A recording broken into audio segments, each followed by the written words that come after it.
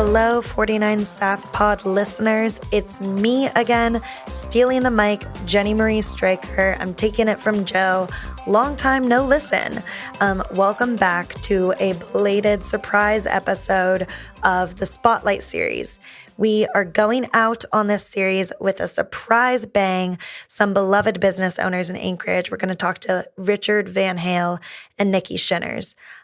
While this podcast will continue, 49 Staff Pod, and there's a great episode in the works coming for you from our North by North panel a few weeks ago. This episode is the culminating one of the Spotlight series. I will be returning the microphone to Joe for our regular 49 Staff Pod listening that is maybe not so regular, and he'll continue on interviewing finance folks and entrepreneurship folks, investment folks, and some awesome startup folks too. But before we get back to the regular 49 Staff Pod or this culminating Spotlight series episode, I want to turn the spotlight, as it were, on the Spotlight series itself and express my gratitude to Joe for letting me do this. It has been such a delight to interview some of the small business owners around town who represent a huge piece of this thing that we call economic development and entrepreneurship. There is a whole wide world of entrepreneurship, active economic development that happens through people creating cool stuff. And sometimes that cool stuff looks like a big business. And sometimes it looks like an incubator. And sometimes it looks like a nonprofit. And sometimes it looks like a mom and pop store. And the Spotlight series sought to dig into just a piece of this, which was small local business owners. So it's been such a delight to talk to Jose, to Nina, to Stephanie, and now to Nikki and Van. We've heard so many different businesses, plans, experiences, successes, and failures over the last few weeks. And while it is difficult to simplify any of these lessons or distill something, I am going to pick out one strong thread from my conversations since I had the benefit of interviewing everybody. Something that ran through every conversation, every story that I heard, every business that I talked to, every person that I talked to is a deep love for what they do. There is this passion that I heard about that drives effort, it drives persistence, it drives resilience, it drives what makes these businesses so great, it drives innovation, and it's just been such a delight to hear people talk with such love and joy about what they do. And this episode is a great example of that. Van and Nikki. So to introduce them, Richard Van Hale, also known as Van, is the owner of the Marx Brothers Cafe and the co-owner of Van's Dive Bar with Nikki Shinners. So the Marx Brothers Cafe has been around for a while, since Alaska Day in 1979. And Van's Dive Bar is a lot more recent. It opened on January 1st, 2016. So these guys have loads of experience and time spent in Alaska. We're going to listen to just a dose of their wisdom. I know I learned a lot when talking to them about Alaska, about pursuing opportunities, about persistence. And I'm so excited for you all to listen and enjoy. And again, thank you so much for listening. Thank you so much to Joe for letting me do this. And please enjoy this conversation.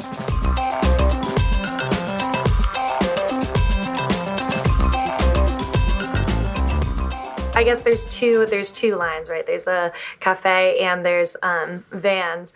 What was the inspiration to start both of those businesses? And I looked up a little bit at the cafe, and I read about Wednesday Night Gourmet Wine Tasting Society and volleyball team. Explain that, please. I came up from Seattle. I was a food and beverage director, Seattle Hilton, and went through divorce, and I had a job offer to come to Alaska, managing a bar called the Jade Room. Mm-hmm. And the first 6 weeks, everybody walked out on me. It was an old Alaskan bar, and they thought I was a carpetbagger. And I was packing the place the seventh week, and what I'd do is I'd do a bear and a beef, and I lived in Bootlegger's Cove. I cook a bear and a beef, bring it up, and I do free bear and a beef sandwiches, and I did free Mexican food.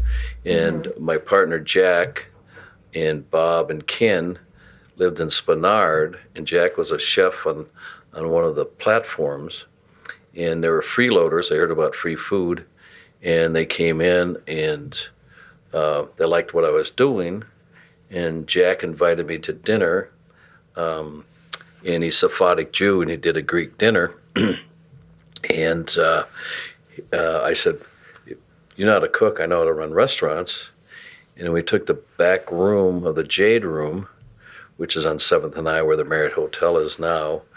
And we bought the stove from Club 25 from Myrtle for $50. And we started doing 3 courses and 3 wines on Friday and Saturday. And we like to play volleyball. And so it was called the Wednesday Night Gourmet Wine Tasting Society. Volleyball team-up meets on Sunday. And Nan Elliott was the first lady to do an article on us, the Alaskan Advocate. In fact, I saw Nan, and she said, we have it hanging up it said the seedy bar on the west side of Anchorage is doing the best food in Anchorage. Well, all of a sudden what happened, the bar changed hands, and the new owners asked us to leave April Fool's Day of '79. So we did 2 settings, one early and one late. And at the early setting, we were taking our stuff out the back door, which we had paid for, and we had the bill of sale and everything, and because we knew we were going to get hassled by the new owners. And as we finished the second setting that night, the new owner said, "What are you guys doing?" And we said, "Well, we've taken out our stuff. You told us to leave." He says, "No, we own that." And we said, "No, you don't." And so she called the police, and the police came. And you ever saw the movie Night at the Opera, the Marx Brothers? There was originally 4 of us. That's where the name came, the Marx Brothers Cafe. And then you restarted in another location? Well, yeah, where we're at now. It's on 3rd Avenue. I was driving by one day just before we moved in there, and it had a lease sign on it where the Marx Brothers is for $1,000 a month or whatever. And so we looked into it, and we begged, borrowed, and steal the first and last month's rent, and got the place. And then it started ripping down the walls, and the landlord couldn't believe it. So what are you guys doing? So yeah. But I think we opened the whole place. We had Jack's parents and Ken's parents invested the money. I think we opened everything for $40,000. It took us 6 months, April 1st to October 18th. For 40,000? Yeah, something like that. That's incredible. Yeah. Wow. A lot of work they did themselves. Yeah, we did a lot. Everything was ripping down the walls. We had to do everything, bring everything up to code, and so. And how did that start up compared to starting Van's Dive Bar in 2016 at a different time? Well, Nikki can describe that. When we bought it was King's X, and it had been King's X for, I'm guessing, 20-some years. And that had been through a couple of different owners. And it was a neighborhood bar with just local, kind of street traffic. We're right next to Lucky Wishbone, so we're in Fairview. And our idea was to do the music venue. Van's son is a musician, and at the time he was living up here, and we were thinking about, house band for, his music. So our plan all along was to bring the music in and change from the neighborhood bar to kind of a fun, local music venue. A lot of people say, "Oh, Van's Dive Bar, it's a hipster place." And I'm like, I'm laughing because Van and my friends are in there all the time. Right. We've got local neighborhood people still. We've got, your day people that are in there watching games and that kind of thing. And then we've got our night crowd that, comes in to listen to the music. What is the most exciting part of doing your business, and what do you think has kept you successful for all this time? So it sounds like there's a real dedication to what you do, and I'm going to show you the bill of sale and fight to the death to keep this alive. But what else has kind of enabled you guys to succeed as much as you have? Well, I think for Vans, honestly, and this is kind of funny to think, but that's our retirement plan. I don't know how long Van will continue to do the Marx Brothers. I mean, it's a busy I mean, it's a lot of commitment. Where the bar is something as we get older, I don't know how much older we can get, but but Thanks, as babe. I know, man just celebrated his 70th birthday last Yeah, I'll be year. 71 this year. So. Oh, congratulations. You know, My a dad lot of too. people our age are thinking about retiring. So Or retired. or already are retired. Yeah, 10 years ago. So, but I know Van's personality and mine, and that isn't going to be something that's, in the cards. I mean, we're just not going to sit at home or get in a motorhome and travel around. Now, we'll probably like to take our, time off, but I just can't see us, not doing anything. Yeah. And the bar's small enough and simple enough to run where we could do that and have the kids run it at night. Or we could run it in the summer while we're in Alaska and, have someone else do it in the winter while we're traveling somewhere warm, right, Van? Right. Yeah. So that's the Sounds plan. good. Wow. That was the bar plan. That's our a really retirement. relaxed retirement plan. Yeah, that's our retirement plan. Some people go to Florida, some people run a small business. Yeah. What's your work life like with running two businesses? Do you have a work life balance? Do you believe in that term? Is that a thing that exists? My day starts early. I start at 4:40 in the morning, work out at the Captain Cook for an hour and a half, and then do the money at the bar, then go to the restaurant and work till about 3 or 4, and go home, take a shower, then go back to work till about 8 or 9 at night. Wow. So Wow. that's Every day. Wow. That's so- amazing. Unless he's not in town. And he does take his time off. And that's the only way to stop working is to Yeah. leave and be elsewhere. Yeah. Yeah. And then I keep pretty busy. Yeah, you keep pretty busy. Yeah, but she keeps busy. And then I have a full-time job. I work for a nonprofit. I work for Volunteers of America. And I do development. And so I work, Monday through Friday, 9 to 5. And then I get off work and I do the books and, the ordering and, basically manage the bar. And then we're over there on the weekends. What keeps you going? Just you love what you do? Oh, I love people. I just love, I'm very fortunate. My life is food and wine. It's like, meeting Not too great people all the shabby. time. Beautiful wife, great dog. So that's, I'm very fortunate that we live in a great space and time and, what we have. You got to be happy. you Yeah. know? I also think that our generation, with baby boomers, never really got that work-life balance quite down. I know a lot of people, in that generation that our kids, whole different world. Yeah. It's quality of life, which, good for them. Yeah.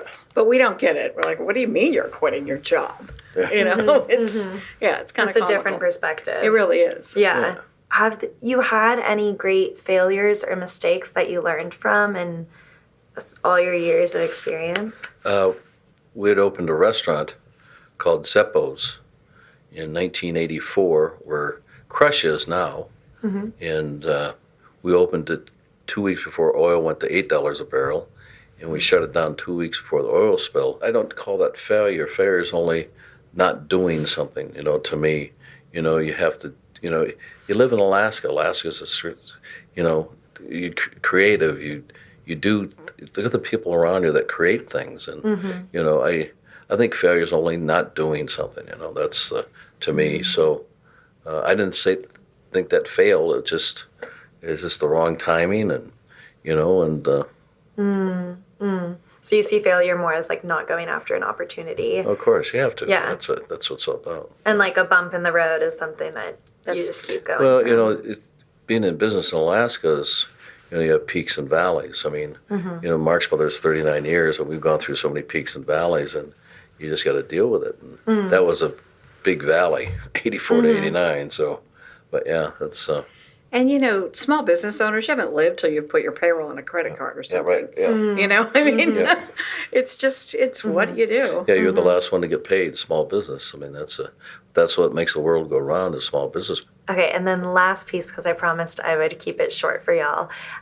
If you have any bit of advice for somebody who wants to start a business like one of yours, what would you say? Go for it. If you have a dream, you live in Alaska, and dreams come true. I would say write a business plan and stick to it. A lot of businesses fail because they don't have a plan, or if they do have a plan, they don't follow it. And if you get sidetracked, go back and look at your business plan. What did we say we were going to do? Right. It's your Bible. Yep. Yeah. Make it work. Yeah. Well, you convinced the bank with that business plan, to loan you the money to get you started. So why don't you just stick with it? I mean, they know what they're doing. So, yeah, I would say get a plan and stick with it. Nice. Awesome. Well, thank you guys so much for coming in. Welcome. Yeah, it was a Thanks. delight.